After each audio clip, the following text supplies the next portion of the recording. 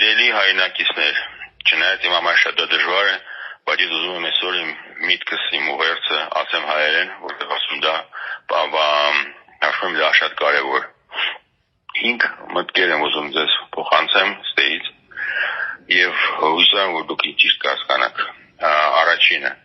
ես նորից ուզում եմ հիշեցնեմ, որ Քաչ Նազարին ընտրում է ժողովուրդը թագավոր, ինքը չի դառնում թագավոր։ Ես ուզում դա հիշեցնեմ մեզ բոլորին, որ մենք չմոռանանք դրա մասին։ Երկրորդը, սիրելի Քաչ Նազար Նիկոլ, ձեզ 3 անգամ բախտը չի բերել։ Առաջինը, ես մանկությունից շատ եմ սիրում կարդալ եւ իմ ամենասիրած գրողներից երիտասարդ ժամանակ եղել է Էրիխ Մայերի Մարկը։ Երրորդը, որ ես կանանախոսում գտնվելով մենակ 800 շատ գրքեր եմ կարդում եւ փորձում եմ հայերենը պահպանել եւ փորձում եմ գտնել հայ գրողների գրքերը գրադարանում։ Ցավոք սրտի մենակ 2 գրողների գիրք կար գրադարանում, մեկը Պետրոսյանն էր, մեկը ձերն էր, Սարբզամանն իմ համար, գիտեմ որ դուք տենց հայտնի գրող եք։ Եվ կարդալով ձեր գիրքը ես համոզվեցի, որ ոչ թե դուք ունեք շատ լուրջ խնդիրներ ձեր բարոյական պայլաձևով, ձեր կրթությունից եւ ձեր ուրիշ խնդիրների առաջ եք կայնած, որ սուտասան եք եւ հնարող եք եւ շատ բան, բայց դուք գրագող եք։ Եվ ասեմ ձեզ, որ դա ինձ շատ դրամացել, որտեղ գրագողներով դուք գիտեք, որ գողությունը, սեփականությունը նույն գրքերը չի կարելի գողանալ, բայց դուք դա արեցիք շատ հանգիստ, ոչ մի հատ մի գրողից, այլ մի քանի գրողից եւ ձեր թերությունները իհարկե ձեր վրիպումները, ձեր բայրաձևը ինձ շատ տխրացնում է եւ ես ցավոք վախենում եմ, որ ինչ որ դուք անում եք ձեզ մեծ պատիժ է սպասում եւ գիտեք Հնդկաստանում, երբ որ մարդը մահանում է, մարդիկ հավատում են, որ իրանք նվիրացնում են ուրիշ մարդկանց կամ կենդանիների մեջ եւ ամենամեծ պատիժն է, որ մարդը շատ մեղքերից հետո ծնվում է Անդրեվի ճճուի մեջ եւ 84000 ապրում է որպես Անդրեվի ճճու։ Ես վախում եմ, որ ձեզ այդպես բաշիկ պատիժն է սպասում, հույսով եմ, որ հենց ժամանակ կա, որ դա չստացնի, բայց կասկածում եմ արդեն ուշ է։ Երրորդը, ես ուզում ասեմ, որ մենք պետք է բոլորս հասկանանք, որ մեր առջև մեծ մարտահրավերք է։ Սա ընտրությունների հարց չի, սա հարց է, որ պատերազմը չի վերջացել, պատերազմը շարունակվում է։ Եվ պատերազմը շարունակվում ոչ ռազմական, այլ ուրիշ ձևով։ Եվ հիմա, երբ որ մեզ Ռուսաստանի եւ Եվրոպական միության մեջ փորձում են կռվածնել, ամենավտանգավորենը, որ մենք վերջում ընկնում ենք երրորդ ուժի տակ, եւ այդ երրորդ ուժը նստած սպասում է ոնց է մենք դառնալու իրենց կախված եւ տնտեսական եւ պարանյութական եւ տեղեկատվական եւ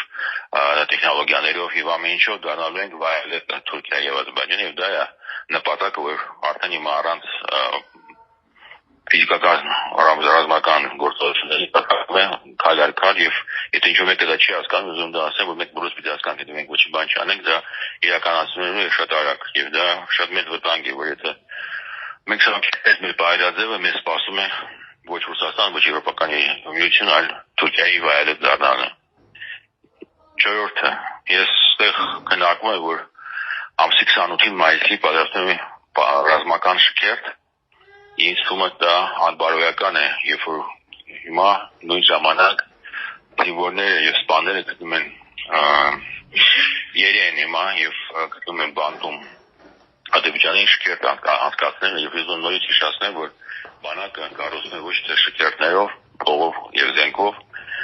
կոչումներով եւ տարբեր ձևի ուրիշ բաներով, այլ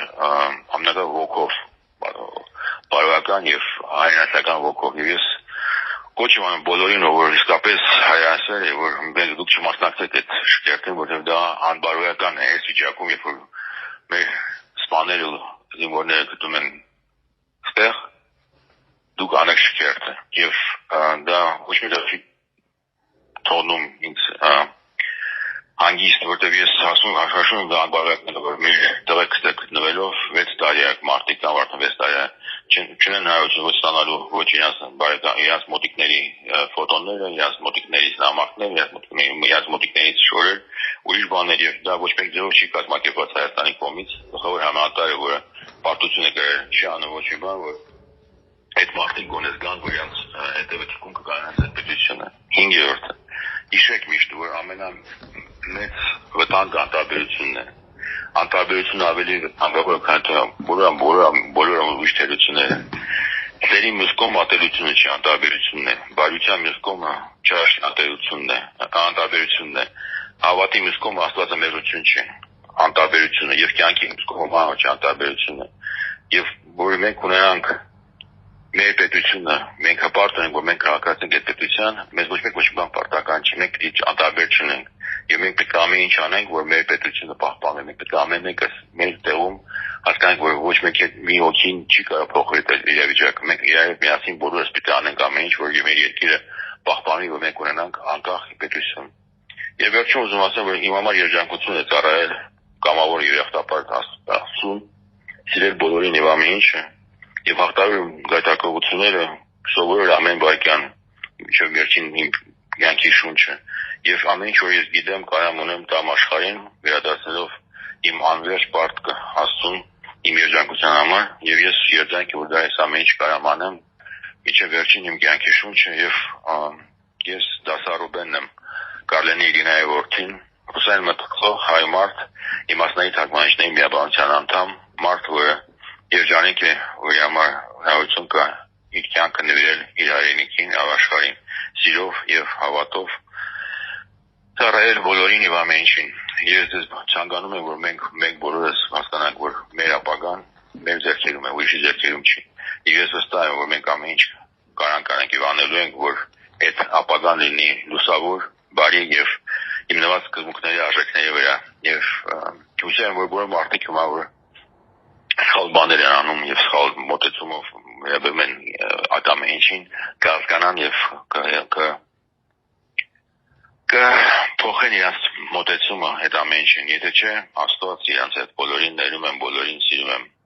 Շնորհակալ եմ ձեզ բոլորին եւ էլի դրեք միասին եմ